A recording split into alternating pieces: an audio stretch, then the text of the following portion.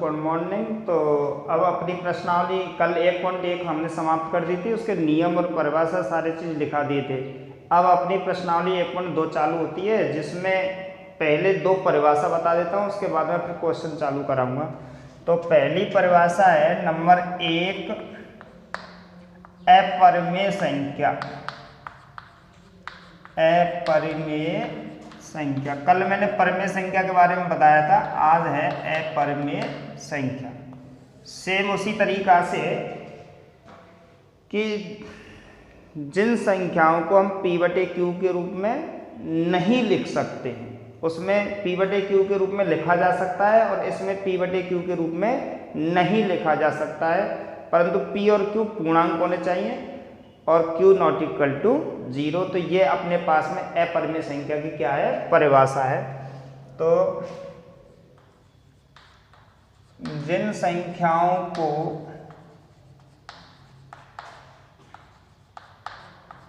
p/q के रूप में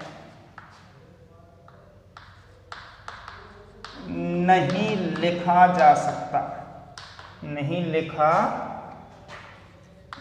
जा सकता है और p व q पूर्णांक हों तथा q नॉट इक्वल टू 0 हो, उन्हें अपरिमेय संख्या कहते हैं। अपरिमेय संख्या कहते हैं। अब जैसे कुछ उदाहरण ले लेते हैं इसमें, जैसे √2, √3, √5 आदि, ठीक है ना, इस तरीका से। अब √2 के नीचे 5 लिख सकते हैं, √2 के नीचे 3, यानी p/q के रूप में p/q के रूप में नहीं लिखा जा सकता है। परंतु ये यहाँ पर जो रूढ़ वाली संख्या है, अंडर वाली संख्या है, इसलिए ये क्या है, अपने पास में अपरिमेय संख्या है। कहने का अर्थ है जितनी भी संख्याएं हों जिनका अंडर बाहर नहीं निकलता है, वे सारी अपरिमेय संख्याएं कहलाती हैं। अब जैसे यहाँ पे √4 होता तो √4 का अगर रूट निकालते, वर्गमूल निकालते तो 2 आ जाता, तो 2 एक परिमेय संख्या है। परंतु ये जिन संख्याओं का अंडर बाहर नहीं निकलता है, जो अंडर में ही रह जाती हैं, वे सारी संख्याएं अपरिमेय संख्याएं कहलाती हैं। अब जैसे √1, √4, √9, √16 ये परिमेय संख्याएं, क्यों, इनका अंडर बाहर आ जाएगा निकल के, या इनका वर्गमूल है वो बाहर निकल आता है, तो ये परिमेय संख्या कहलाती हैं। और जिनका अंडर नहीं निकलता है वे सारी अपरिमेय संख्याएं कहलाती हैं, और जो p/q के रूप में नहीं लिखी जा सकती है, उन्हें अपरिमेय संख्याएं कहते हैं। तो ये अपनी पहली अपरिमेय संख्या की परिभाषा है। दूसरी है उसमें वास्तविक संख्या। वास्तविक संख्या दूसरी क्या है अपने पास में, वास्तविक संख्या। अब वास्तविक संख्या किसे कहते हैं, तो जिन संख्याओं में परिमेय और अपरिमेय, यानी जिन संख्याओं में परिमेय और अपरिमेय संख्याओं का जो समूह होता है, जिनमें परिमेय भी होती हैं और अपरिमेय भी होती हैं, और उनने मान के चलो कुछ संख्या हमने परिमेय ले ली, कुछ अपरिमेय ले ली, और एक हमने बैग में जाके डाल दी या एक बॉक्स में जाके डाल दी। अब जो वो समूह बन गया उन संख्याओं का, अब वो जो समूह बन गया है उन संख्याओं का, वे वास्तविक संख्याएं कहलाती हैं। तो इस तरीका से कि वास्तविक संख्याएं किसे कहते हैं, कि जिन संख्याओं में परिमेय और अपरिमेय संख्याओं का समूह होता है, उन्हें हम वास्तविक संख्याएं कहते हैं। तो मैं अब इसकी परिभाषा लिख देता हूं। जिन संख्याओं में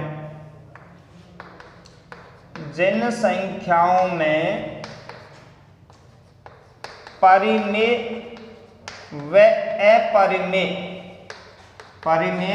अपरिमेय संख्याओं का समूह हो, उन्हें वास्तविक संख्याएं कहते हैं। उन्हें वास्तविक संख्याएं कहते हैं। अब जैसे इसकी कुछ उदाहरण ले लेते हैं। जैसे मान के चलो इन्हें हमें एक मजले कोष्टक में बंद कर देते हैं, तो कुछ हमें परिमेय लेनी है और कुछ हमें क्या लेनी है, अपरिमेय। तो जैसे √2 1/2 √3 5/2। अब इसमें से कुछ परिमेय दे रखे हैं अपने पास में और कुछ अपरिमेय दे रखे हैं। जैसे हम देखते हैं, मैंने बताया था जिन संख्याओं का वर्गमूल नहीं निकलता है वो सारी संख्याएं अपरिमेय संख्याएं होती हैं, और जो संख्याएं बिल्कुल सादा होती हैं जिन्हें हम P/Q के रूप में लिख सकते हैं वो परिमेय संख्याएं होती हैं। तो इसमें यही मैंने बताया था, जिन संख्याओं में परिमेय व अपरिमेय संख्याओं का समूह हो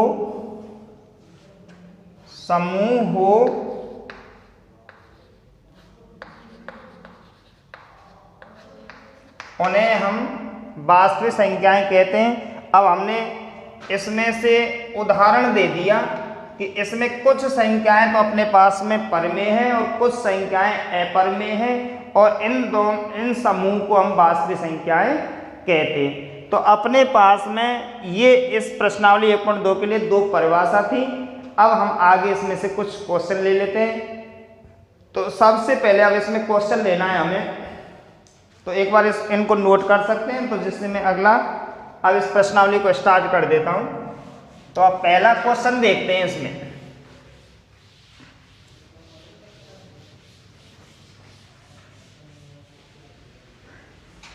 अब पहला क्वेश्चन दे रखा है इसमें अपने पास में, वही सत्य और असत्य है कि नीचे दिए गए कथन सत्य है या असत्य, अपने कारण के साथ अपने उत्तर दीजिए। तो पहला नंबर 1 दे रखा है, क्वेश्चन नंबर पहले का फर्स्ट। ध्यान रखना कि ये कह रहा है कि प्रत्येक अपरिमेय संख्या एक वास्तविक संख्या होती है। अब वास्तविक संख्या किसे कहते हैं, जिनमें परिमेय और अपरिमेय संख्याओं का समूह हो उन्हें हम वास्तविक संख्या कहते हैं। तो कहने का मतलब है कि अपरिमेय संख्या वास्तविक संख्याएं हो सकती हैं या नहीं हो सकती हैं, क्योंकि परिमेय और अपरिमेय से ही वास्तविक संख्या बनती हैं।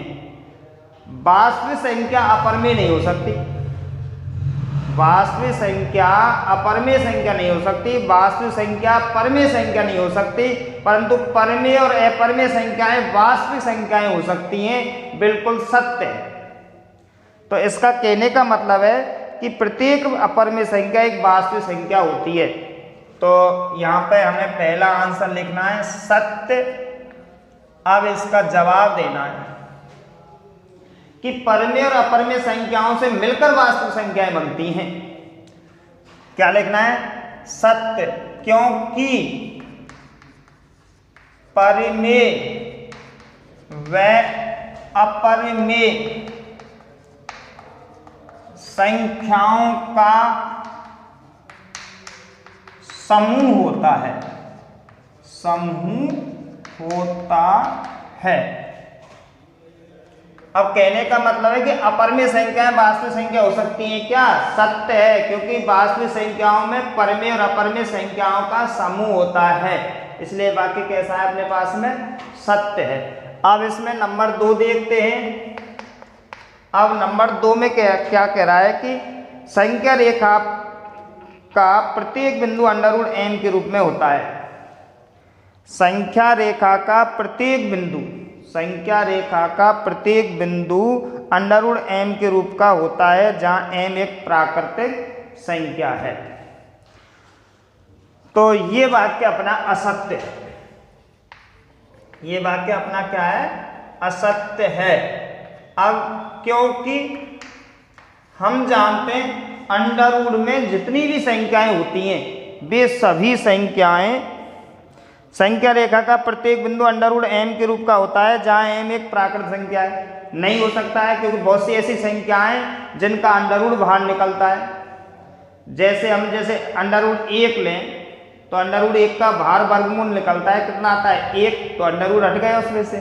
√2 √2 लेते हैं तो वो उसका वर्गमूल नहीं निकलेगा, वो अंडर रूट में ही रहेगा। तो कहने का मतलब है कि जितनी भी प्राकृतिक संख्याएं वे सभी अंडर रूट में रहती हैं क्या? तो ये वाक्य कैसा है? असत्य, क्योंकि सभी प्राकृतिक संख्याएं अंडर रूट में नहीं हो सकती हैं। बहुत सी ऐसी संख्याएं जिनका अंडर रूट बाहर निकल आता है, जैसे under root 1, under root 4, under root 9 आदि। क्योंकि सभी प्राकृत संख्या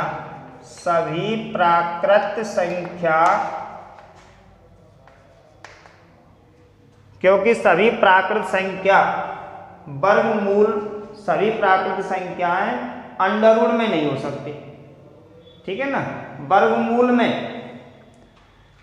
असत्य है, क्योंकि सभी प्राकृत संख्या अंडर रूट में नहीं रह सकती, यानी कि वर्गमूल में नहीं रह सकती, अंडर रूट में नहीं रह सकती हैं। जैसे अंडर रूट 1 बराबर 1 होता है, अंडर रूट 4 बराबर 2 होता है, अंडर रूट 9 बराबर 3 होता है आदि, ठीक है ना। तो ये क्या कह रहा है कि असत्य है, क्योंकि सभी प्राकृत संख्या अंडर रूट में नहीं रह सकती। तो कुछ ऐसी संख्याएं होती हैं जिनका अंडर रूट बाहर निकलता है, जैसे कौन कौन सी? Under root 1, under root 4, under root 9 आदि। अब अगला सवाल है इसमें क्वेश्चन नंबर तीसरा है अपने पास में, प्रत्येक वास्तविक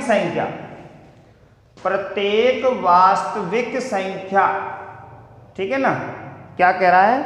प्रत्येक वास्तविक संख्या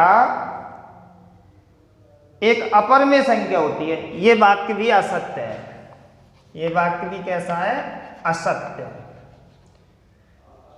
अब क्योंकि असत्य क्यों है? कि परमेय और अपरिमेय संख्याओं से वास्तविक संख्याएं बनती हैं, परंतु वास्तविक संख्या से परिमेय संख्या नहीं हो सकती, क्योंकि वास्तविक में अपरिमेय तो संख्या है। अब अपरिमेय संख्या परिमेय बन जाएंगी या परिमेय संख्या का अपरिमेय बन जाएंगी, इसलिए यानी कि असत्य है, क्योंकि वास्तविक संख्याएं परिमेय संख्या नहीं हो सकती, क्योंकि वास्तविक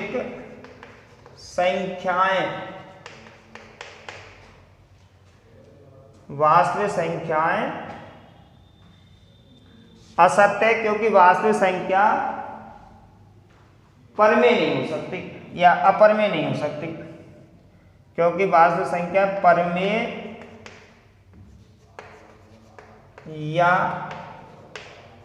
अपरिमेय नहीं हो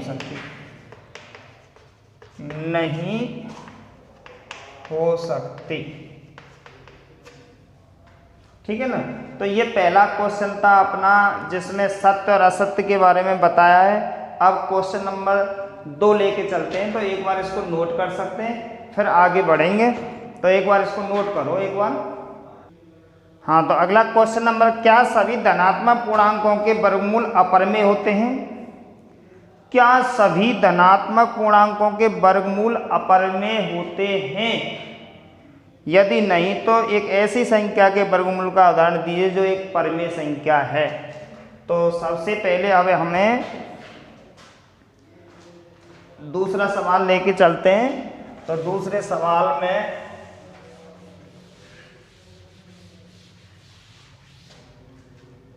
तो दूसरे सवाल में क्या कह रहा है कि क्या सभी धनात्मक पूर्णांक के वर्गमूल अपरिमेय होते हैं? तो क्वेश्चन नंबर 2 का, नहीं सभी धनात्मक पूर्णांकों के वर्गमूल अपरिमेय नहीं हो सकते हैं। नहीं सभी धनात्मक पूर्णांकों के वर्गमूल अपरमेय नहीं हो सकते। उनमें से ऐसी कुछ संख्या है वर्गमूल वाली जिनका वर्गमूल निकलकर वे परमेय संख्याएं हो जाती हैं। जैसे √1 बराबर 1 निकलता है, √4 बराबर 2 निकलता है, √9 बराबर 3 आदि। ये क्या कह रहा है दोबारा से, नहीं सभी धनात्मक पूर्णांकों के वर्गमूल अपरमेय, यानी कि जितनी भी सभी संख्याएं होती है धनात्मक, वे सभी जिनका वर्गमूल सभी अपरमेय संख्या होती हैं। ऐसा कुछ नहीं है, बहुत सी ऐसे बीच बीच में संख्या आती हैं जो अंडर से जिनका वर्गमूल बाहर निकलता है और वो बाहर निकलने के बाद में परमेय संख्याएं बन जाती हैं। सभी अपरमेय संख्याएं नहीं रहती हैं, क्या बन जाती है, वो परमेय संख्याएं बन जाती हैं। तो यही मैंने इसका जवाब दिया है, नहीं सभी धनात्मक पूर्णांकों के वर्गमूल अपरमेय नहीं हो सकते। जैसे √1 है, उसको बाहर निकालें तो 1 और 1 परमेय संख्या है, अपरमेय संख्या नहीं है, परमेय संख्या है। ऐसे √4 बराबर बाहर निकालेंगे तो 2 निकलेगा, 2 एक परमेय संख्या है, अपरमेय संख्या नहीं है। इस तरीका से ये सवाल का जवाब हमने दे दिया है। अब अगला आता है अपने पास में क्वेश्चन नंबर 3। अब तीसरे से पहले कुछ मेरी तरफ से एक एक्स्ट्रा सवाल बता देता हूं, तो उसको करते हैं। तो एक बार इसको देख लेते हैं, एक बार इसको नोट कर लो और उसके बाद में अगला क्वेश्चन नंबर हम लेते हैं जो अपनी तरफ से बताऊंगा। ये क्या कह रहा है अगले सवाल में कि हमें संख्या रेखा पर √2, √3, √5 आदि को व्यक्त करना है। तो अपनी तरफ से हम ले लेते हैं, कुछ उदाहरण नंबर ले लेते हैं। उदाहरण नंबर 1 कि √2 को संख्या रेखा पर क्या करना है, हमें व्यक्त करना है। तो अब इसका जैसे हम हल लिखेंगे तो हल में क्या करना है कि हमें अंडर के खंड बनाने, क्योंकि हम जानते हैं अंडर 1 तो 1 का स्क्वायर 1 है प्लस 1 का स्क्वायर 1 है बराबर, अगर हल करेंगे तो कितना आ जाएगा, √2 हो जाएगा। 1 का स्क्वायर 1 प्लस 1 का स्क्वायर 1 और 1 2, यानी कि √2 हो गया। तो इसके आधार पर हम यहाँ पे एक संख्या रेखा बनाते हैं। हम इस जगह पे क्या बनाते हैं, एक संख्या रेखा ले लेते हैं और इस संख्या रेखा पर मान अंकित करना है। तो यहाँ पे हम कोई भी संख्या ले लेते हैं, x y मान लिया हमने संख्या रेखा को। तो इस संख्या रेखा पे बीच में यहाँ पे हमने 0 अंकित कर लिया, 0 अंकित कर लिया। इसको O भी मान सकते हैं क्योंकि 0 और O में कोई अंतर नहीं है। अब यहाँ से अब देखते हैं कि इधर अपना जो राइट हाथ होता है, सीधा हाथ होता है, जिसको हम RHS बोलते हैं, और ये अपना लेफ्ट हाथ है जिसको LHS बोलते हैं। इधर की तरफ हमने जैसे यहाँ पे 1 अंकित कर दिया, यहाँ पे हमने 2 अंकित कर दिया, ऐसे इधर -1 और -2 हमने बराबर दूरी अंकित की है, बराबर दूरी 1-1 सेमी या 2-2 सेमी दूरी पर लेके, जैसे यहाँ पे 2 सेमी, यहाँ 2 सेमी, बीच में 2-2 सेमी, जैसे चित्र थोड़ा बड़ा बने। जैसे हम फुटा में अपने स्केल में जो लाइन खींचते उसमें 1-1 सेमी पे होते हैं, तो हमने उसमें 1-1 में बजाय के 2-2 सेमी पे बीच में हमने 0 लिख दिया। इधर यहाँ पे 2 सेमी दूरी लेके यहाँ पे 1, फिर 2 सेमी दूरी लेके यहाँ पे 2, इस तरीका से हमने सेमी में अंकित कर दिया, क्योंकि चित्र छोटा बनेगा अगर 1 सेमी का लेंगे तो। अब चलो यहाँ पे हमने ये अंकित कर दिया, अब हमें इस तरीका से देखना है। तो अपने पास में ये हो गया, अपने पास में O, और यहाँ पे हम मान लेते हैं ये अपने यहाँ पे 1 सेंटीमीटर है, इसलिए यहाँ तक की बीच की दूरी यहाँ पे हमने A मान लिया। क्या मान लिया, A, या चलो इसमें 1 ही रख दो, यहाँ पे A मान लिया इसमें। ये हो गई OB। OB बराबर अपने पास में 1 सेंटीमीटर है। तो यहाँ पे मैं रचना लिखूंगा बाद में या नीचे लिख दूंगा। तो सबसे पहले हमने OA बराबर हमने 1 सेंटीमीटर की रेखा खींची है। अब यहाँ पे हमें परकाल की सहायता से इस तरीका से यहाँ पे 90 डिग्री का कोण बनाना है। जितना ये चाप है उतना इस चाप में से काट देंगे 60 और यहाँ पे 60 और 120 के कोण बन गए। फिर यहाँ से ऊपर की तरफ काटेंगे, ये कोण है, और यहाँ से ये काटेंगे, ये कोण है। तो इस तरीका से हमने ये यहाँ पे 90 डिग्री का कोण बना दिया। इस तरीका से पहला ये चाप काटा था यहाँ पे 60 का, फिर 120 का, यहाँ से ऊपर चाप और यहाँ से ऊपर चाप, यानी 60 और 120 का आधा करके हमने 90 डिग्री का यहाँ पे कोण बना दिया। अब जब हमने 1 सेमी यहाँ पे लिया था इस जगह पे, 1 का स्क्वायर मतलब 1 सेमी, तो 1 सेमी का ही चाप इस जगह पे भरेंगे, इसके बराबर ही चाप इस जगह पे काटेंगे। मान के चलो ये चाप यहाँ पे कट गया, यहाँ पे हमने B बिंदु अंकित कर दिया। क्या बिंदु अंकित कर दिया? B। अब B बिंदु अंकित कर दिया है हमने, तो अब हम OB के बराबर प्रकार में चाप रखेंगे। किसके बराबर? यहाँ OB के बराबर प्रकार में चाप भरेंगे, और चाप भरकर ये अपने पास में OB रेखा को मिला देते हैं। चलो ये हमने OB रेखा मिला दिया। तो अब हम OB के बराबर प्रकार में क्या भरेंगे? चाप। तो यहाँ तक हमने इस तरीका से प्रकार में चाप भर दिया, और इस तरीका से इसको नीचे की तरफ काटेंगे। ये यहाँ पे इस तरीका से चाप कट के आएगा। ये जो बिंदु है ये P बिंदु हमने लिख दिया, और ये P बिंदु है, ये √2 प्राप्त हुआ।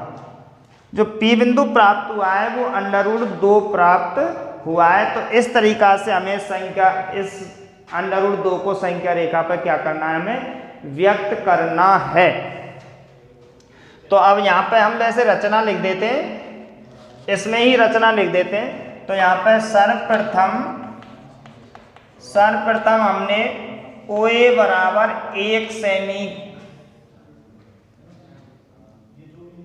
सर्वप्रथम ये चलो मान चलो, सर्वप्रथम XY रेखा खींची, XY रेखा खींची, और उसमें OA बराबर 1 सेमी का, OA बराबर 1 सेमी का, OA बराबर 1 सेमी माना। बिंदु A पर प्रकार की सहायता से 90 डिग्री का कोण बनाया, 90 डिग्री का कोण बनाया। चलो ये आ गया यहां तक। अब हमें उसमें से AB बराबर 1 सेमी का चाप काटा। 1 सेमी का क्या काटा है? चाप। अब OB के बराबर चाप लेकर, OB के बराबर चाप लेकर P बिंदु अंकित किया, बिंदु P अंकित किया। अतः बिंदु P √2 प्राप्त हुआ, √2 प्राप्त। तो इस तरीका से हमें, तो एक बार और देख सकते हैं कोने, इसको यहाँ पे ऊपर लिख देना, फिर बाद में चित्र बना लेना, या पहले चित्र बना लेना, इस सारी घटना को इस चित्र के नीचे लिख देना। ठीक है ना? तो पहले हमें क्या बनाना है, चित्र बनाना है, और ये जो हल है ये हमें कहाँ लिखना है, बाद में नीचे की तरफ लेना है। तो अब सबसे पहले हमने एक संख्या रेखा अंकित की जिसमें बीचों बीच में 0, -1, -2, 1 और 2 इस तरीका से। तो O से A तक हमने जो 1 सेमी का चाप काटा है, 1 सेमी का चाप लिया, उसमें बिंदु A अंकित किया। बिंदु A पर हमने प्रकाल की सहायता से 90 डिग्री का कोण बनाया और वहाँ हमने B बिंदु अंकित किया। 1 सेमी का चाप काटकर वहाँ B बिंदु अंकित किया। OB के बराबर प्रकाल में चाप लिया और यहाँ पर आगे अंकित यानी बिंदु P अंकित किया। P बिंदु जो अभिष्ट बिंदु है वो √2 प्राप्त हुआ। तो इस तरीका से अपना ये पहला उदाहरण था जो हमने बताया है। इसी तरीका से जो उसका क्वेश्चन नंबर किताब का आएगा वो इसी तरीका से आएगा, √5 को संख्या रेखा पर व्यक्त करना। तो उससे पहले मैंने ये बताया है तुम्हारे लिए, तो एक बार इस सवाल को नोट कर सकते।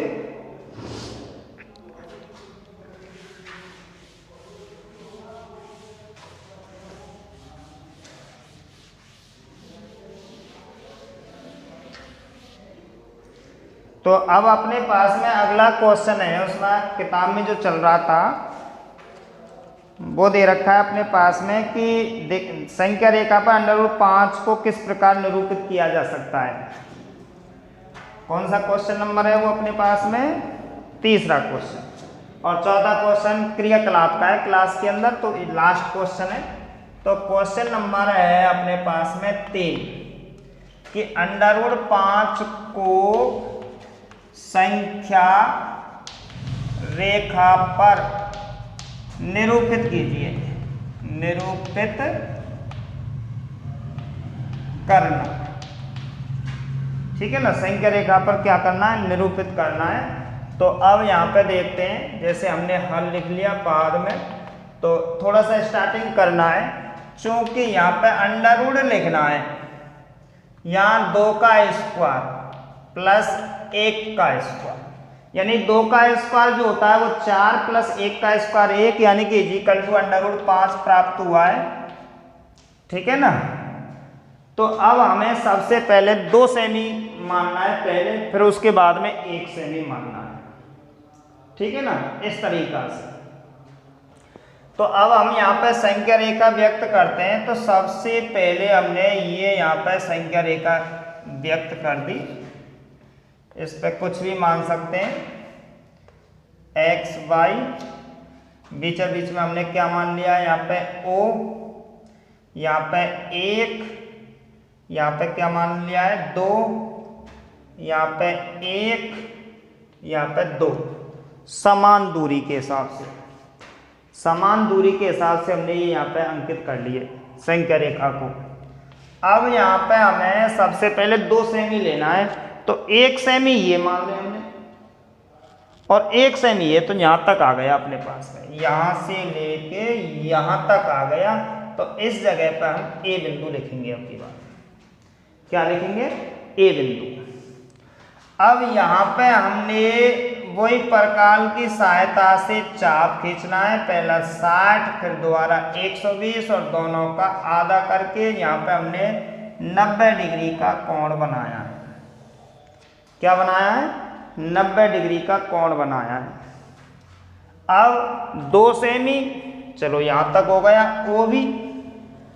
अब हमारे पास में बचा है 1 सेमी। अब प्रकाल से हम 1 सेमी इतना ही चाप काट देंगे, 1 सेमी के बराबर यहाँ पे काट दिया, ये अपना चाप कट गया। यहाँ पे हमने क्या बिंदु अंकित कर दिया, B, और OB को हम क्या कर देंगे, इसमें से मिला देंगे। अब OB को हमने मिला दिया, तो अब OB के बराबर प्रकाल में चाप लेके और उसको इस तरीका से यूं घुमाएंगे। जो यहाँ आएगा वो P आएगा, और वो जो P आएगा वो अंडर कितना आएगा अपने पास में, 5 आएगा। क्या आएगा, 5। P का मान कितना आएगा, 5 आएगा। अब जैसे यहाँ पे 2 का वर्ग, 1 और 1 2 सेमी है, तो आधार 2 सेमी हो गया, लंब 1 सेमी हो गया। तो 2 का वर्ग कितना होता है, 4, और यहाँ पे 1 का वर्ग कितना, 1, 4 और 1 5। ठीक है ना, और इधर भी इतना ही है। √5।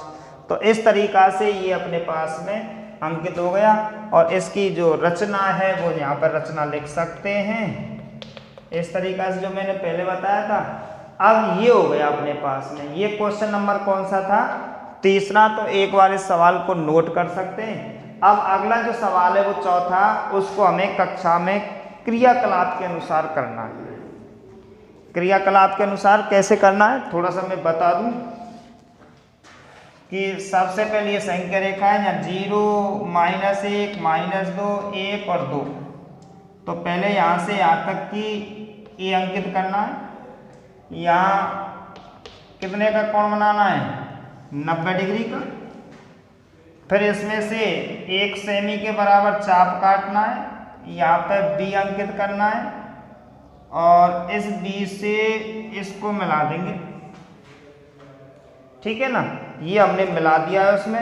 अब उसके बाद में यहाँ पे फिर ये यहाँ पे जो प्राप्त हुआ है वो √2 प्राप्त हुआ है, एक इधर से और एक उधर से। अब यहाँ से पुनः हम जो इस तरीक़ा से कितने का कोण बनाएंगे? वही 90 डिग्री का कोण बनाएंगे। ये आ गया अपने पास में। फिर इसमें से हमें 1 सेमी काटना है और यहाँ पे सी अंकित करना है। फिर ये आ गया यहाँ पे, ये √ कितना हो गया? 3 प्राप्त हो गया। फिर आगे इसी तरीक़ा से फिर हमें और बनाना है 60, 120 और यहाँ पे 90 डिग्री।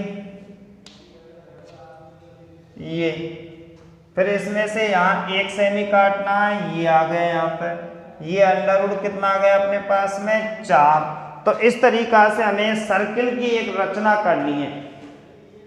ठीक है ना, सर्किल की क्या करनी है? एक रचना करनी है और इसको यानी कि कक्षा में क्रियाकलाप के अनुसार बनाना है। तो इस तरीक़ा से अपनी 1.2 प्रश्नावली ये भी समाप्त हो गई है। फिर आगे अगली क्लास कर लेंगे।